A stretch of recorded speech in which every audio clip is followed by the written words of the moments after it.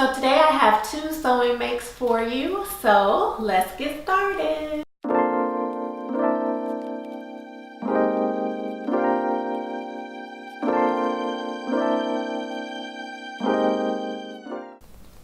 Okay, so the first sewing make that I have to show you is Vogue 8894, and this is what it looks like. And I made view A right there. See if it's, let me get this to focus. There we go. Okay, so I made view A.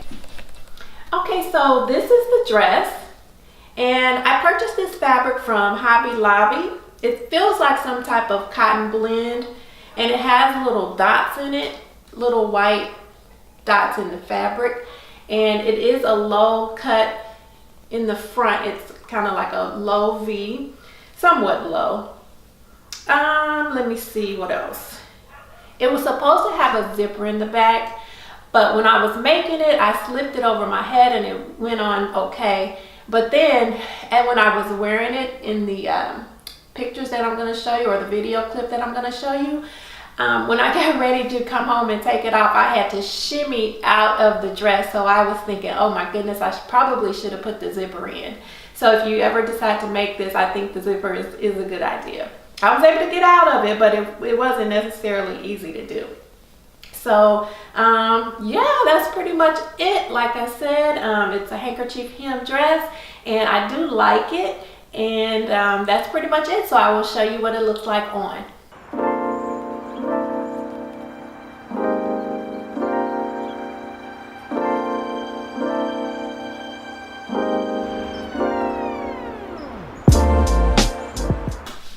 Okay, so the second make that I have to show you is what I am wearing, and this is McCall's 7757, and I made view A, and it's just a little flouncy little top. Yeah, so this was a pretty simple make. I'm sure it's not meant to be worn over a tank top, but I didn't want my belly to be showing, so I decided to just throw the tank top on under it, and it can be worn on top of your shoulders. Well, at least the way I made mine. I don't know if it's meant to be that way or not, but I had enough room in the upper area that I can wear it up or wear it down. So I do like that versatility. So that is all that I have for you today. And before I go, my love share for today is a tip.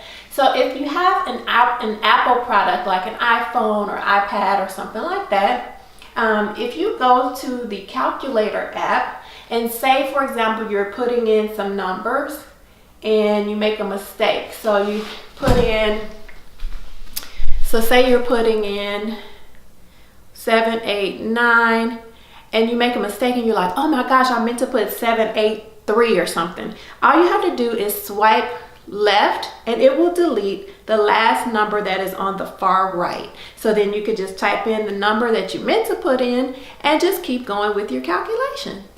Yeah, so that's the calculator app, and I did want to mention that you can swipe either left or right. It doesn't matter, whichever way you swipe, it will still delete the first number on the right hand side. So yeah, that's something that I wanted to share, and then that way you don't have to press C to clear everything, which is what I used to do all the time.